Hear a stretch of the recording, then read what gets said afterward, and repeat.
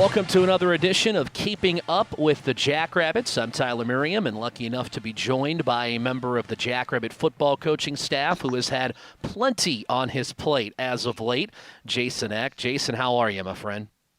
Doing great, Tyler. Doing great. Good to be on here with you, and just been making the best out of the situation here. Well, you've had some big bests here in the past week or so. For those who don't know, fill everybody in on the wonderful addition to the Eck family. Well, there's no Final Four this year, unfortunately, but there is a Final Five because we finally got a girl here with our fifth child. Lola Dakota Eck was born on 3/20/20. So her mom, Kimberly's a saint, putting up with all of us boys over the years. So she finally got her just rewards in the girl, and I think that completes the Eck family. So we're pretty excited about that, and just enjoying some extra time with her than I would have if we're in spring ball right now. So just making the best out of the situation. And everybody's doing very well, correct? Yes, mom's healthy. Lola's healthy, doing well. So, and the big brothers are excited to have a sister. I was going to say, how's this like for Dad having a first daughter? It's a little change, it's a little different, for everything. So it's, my wife and I a few times have been calling him, him a few times. So we're getting the hang of it slowly, but we got time to figure it out. All right. Wonderful. I know that we took you away from a Monopoly game here tonight with the family. What has this been like for you from a family standpoint? Not only, of course, adding one on, but like you said, you got 4 boys at home. How have you and Kimberly tried to juggle all of this during this very unique time we're all dealing with? Yeah, it's hectic, but it's been fun. We're having a lot of family dinners, which those can be tough with everybody having events and different things going on and spring ball. So we're getting a lot of family time that way. And we had today. My son is my second son's a freshman at Brookings High School, and he has his little football workout that of exercises you can do at home that the strength coach at the high school does. So today it was him, myself, and then our 9-year-old all doing the workout together. So doing things like that. And then, we're doing a lot of recruiting stuff right now, watching film, is kind of probably our main charge. And also just trying to, keep tabs on our players because they're having the big adjustment of going to the online classes. So, over the last few days, been, touching base with all of the offensive linemen and seeing how they're doing with that transition and just figuring that out. Some of them are well-versed in online classes from having them on their own, but for some guys who haven't had those, it's a big adjustment. Well, there's a lot of layers there that I'd like to get into. Let's just start with keeping in touch with the student athletes because this is such a change for them. How has the football staff tried to make things as seamless as possible for this crew?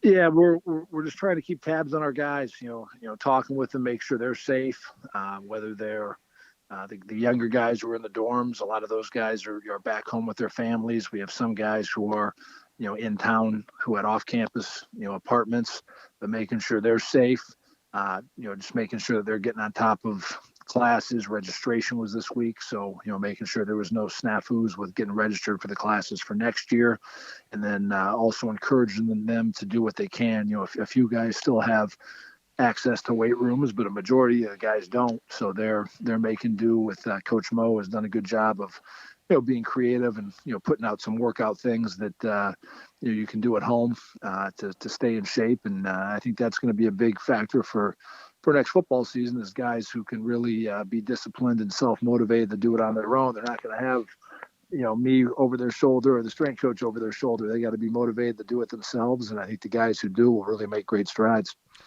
But no spring football. And certainly this is a time, as you and I have talked on many occasions in the past, where guys can really learn, really come along during spring football. They have a chance to dig into some of the details.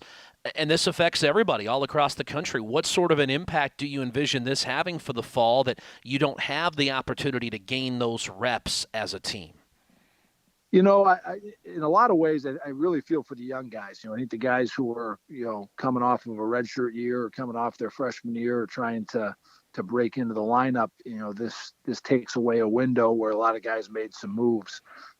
for our veteran guys or proven guys, I really don't think it has a huge factor. I mean, if anything, it might keep, the guys like Pierre Strong and Cade Johnson, fresher, a few less hits, a few less treads on their tires. But, for our younger players, yeah, I think it is a shame for them to miss out on it. And, they just got to do a great job with, strength conditioning and diet, to do what they can to put themselves in great position for next year. And then, hopefully things will settle down here in the summer, and we'll have some times to get back in shape. But, the one thing I've learned with this situation is it's very flexible, and you got to be ready to adjust and go with the flow. From a recruiting standpoint, you hit on it a little bit, but how has this impacted how you want to be able to reach out to potential student athletes and just how you go about recruiting at this point?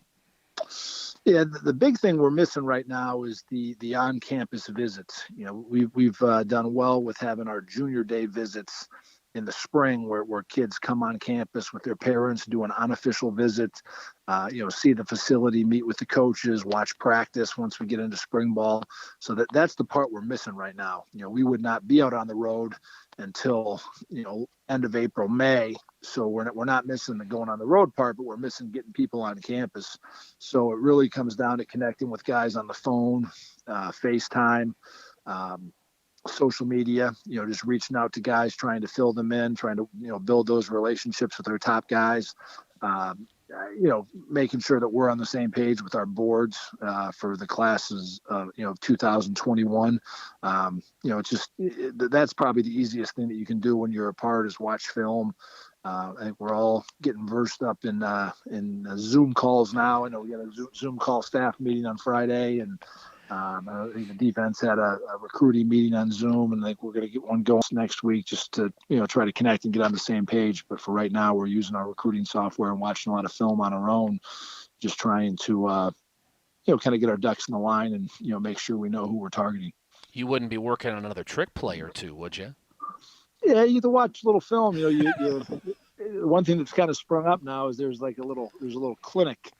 Online clinics are becoming popular. I watched one today, a coach down in Louisiana that was talking about things. And I know the State Coaches Association in South Dakota has been having nightly clinics. I'm doing one tomorrow night. So, it does give you some time to do some research and find some new little wrinkles that could help you in the fall too.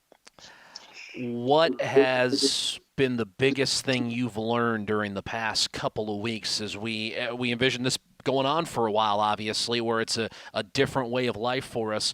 And I know you've been just swamped with everything because you've been tied up with obviously welcoming a brand new member to the family. But what have you learned over the past couple of weeks? What's your takeaway? My wife's a saint. Definitely, that's something I've definitely. You should have known that already, Jason. Yeah, it's reinforced it for sure. I've learned that, and I've learned just life is fragile. Things can happen, and I think it's how you respond to them. Obviously none of this stuff is really under our control. Now we have some things that are under control with the social distancing, and we got to play our part in that. But life is about how you respond to it. You're going to have adversity, just like in football. You're going to have adversity in life, and you got to have the right attitude and respond and make the best out of the situation. And I think we have great people in our community, great people at our university, and I see a lot of people rising to the challenge and taking on this adversity firsthand, and that's exciting. That's fun. People rising to the occasion. The Eck family's going to order delivery one night. What's the place that they're going to go with? We have our eyes on Kraft. I know you're a frequenter there with your little Kraft luncheons you have during the season. That's our favorite. We love those Cobb salads at Kraft and the Chislic. So that's definitely on our. We already have that picked out for our Saturday night meal. We have a lot of dinner planning too. When you have 5 kids, that's a frequent discussion. Is planning our next dinners. Absolutely. Cannot go wrong. Jason, appreciate the time, and certainly take care of yourself, be healthy, and love up that new little girl. All right, Tyler. You take care, man. Thank you. He's Jason Eck. I'm Tyler Merriam. Thanks for joining us on this edition of Keeping Up with the Jackrabbits.